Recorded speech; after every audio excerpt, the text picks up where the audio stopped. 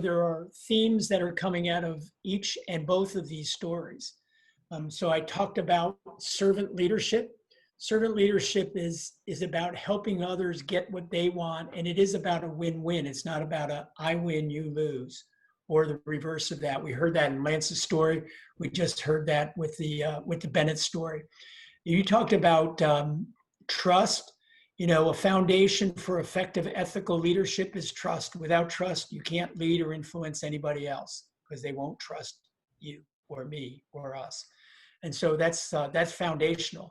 It strikes me that when I listen to these stories, that when we can look an employee in the eye and say, here's what we're trying to do, and here are my actions that support what I'm trying to do for you, that builds trust. When we do what we say we're going to do, it builds trust.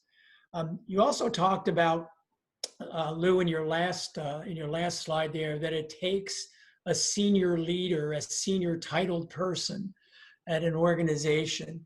And that kind of relates back to this servant leadership model, where it's really leadership first. The leader has to set the vision and the tone and the values in which that we're going to use to make our decisions moving forward. And so in both the stories here, we heard about stated values up front, about leadership up front, and then serving the greater good. They're both terrific stories. You've now got, Lou, a large employer, the Rosen Hotel, which is a continuation of the themes that we've heard so far. So let us know, Lou. All right. So kind of just reiterating, for the small employers, the health sharing communities tend to be the best option that I've seen. For a middle-sized employer, you've got to have the CEO and or CFO driving things along with a health advisor. Now, as you get into a larger employer group, you can really get boots on the ground and have a health director. The Rosen hotels are based in Orlando, Florida, and Mr. Rosen, Harris Rosen, really seems to be the grandfather on the very, very pioneering leading edge of this as he started to work back in the 90s. So I'm going to fast forward to 2000 and somewhere 2007, 2008. The health director down at the Rosen Hotels is Kenneth Aldridge, and I was watching one of the talks that Kenneth gave where he shared a story of Mr. Rosen driving through a pharmacy drive-through to pick up a prescription. And as he's at this window, the pharmacist is looking and asks him, are you Mr. Rosen, the owner, the founder of the Rosen Hotels? And Mr. Rosen says, yeah. And this pharmacist says, I am here because of you. I grew up in Tangelo Park.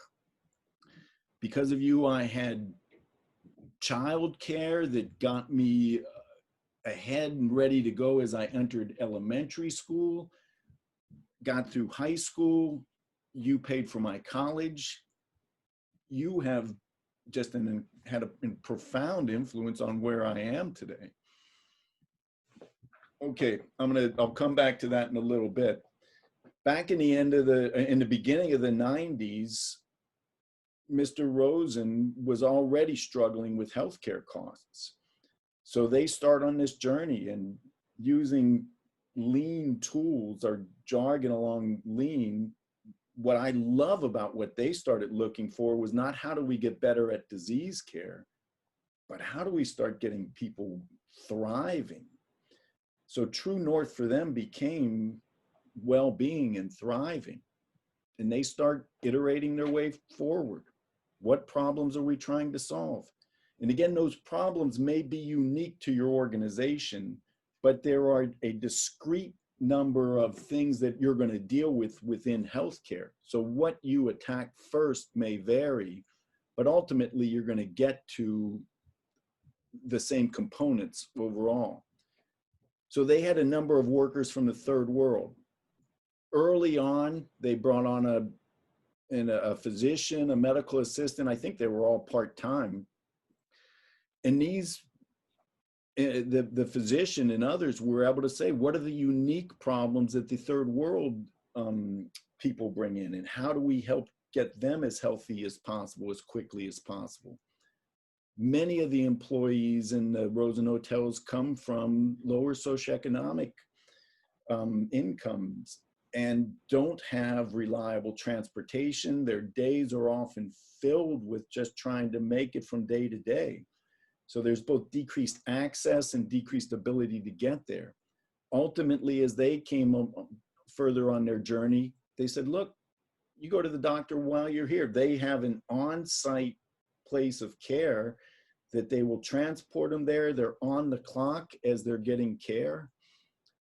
They had transplant needs. So it's not, if you look over 30 years, it's not that these guys didn't have their catastrophic problems, but what did they do with transplants?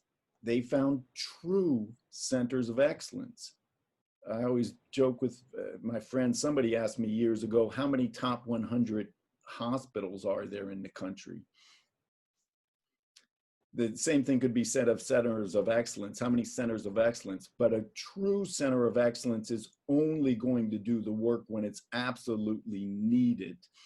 And what you find is this inverse relationship, that the costs plummet, the quality is up here, and the long-term costs are much lower. So with transplants, they use centers of excellence. Again, with lack of time for care, they did it during the workday.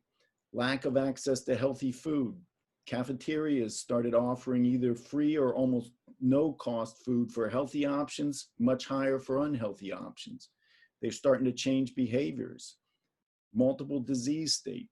Again, by having their own team in there that's focused on getting people to thrive, they're able to address the needs that they have. Transportation needs, I mentioned. So again, looking at lean tools, we're here, we want to get here. They just iterated their way forward. They created this incredibly healthy population.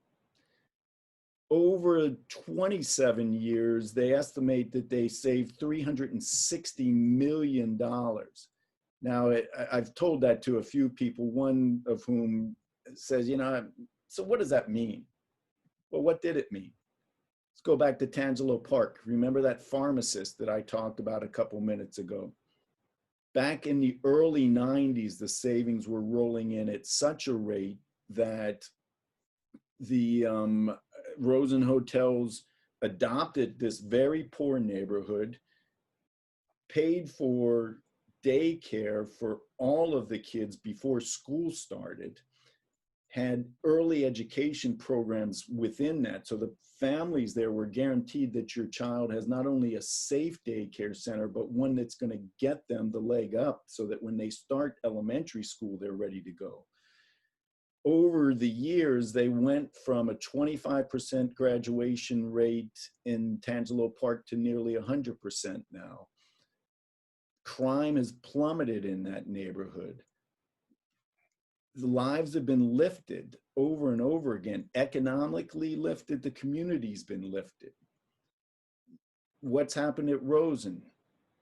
They have one of the lowest turnover rates in the hospitality industry. It's a thank God it's Monday workforce where everybody is leaning in. They're part of this family, and the productivity is up because they're all cared about, and they care about each other, and they all want to contribute. Lives have been lifted, communities have been lifted. So small employer, health communities, health sharing communities, medium-sized employer, you've got to have a CEO or CFO, and you want a healthy advisor. In a large community, you've got the CEO, CFO, health advisor, and a health director. What should you expect there? 20 to 50% savings or more in the ability to lift individuals and communities. Go ahead. I'm hoping that each of us saw a couple of themes in there, that these social determinants of health, of wellness, of prosperity. Prosperity is not just about finances, but finances is important, about meaning and happiness. And that healthcare is one of those determinants. And so we heard 3 stories that talk about one slice of of healthcare. And thematically, we heard about servant leadership in each of those stories.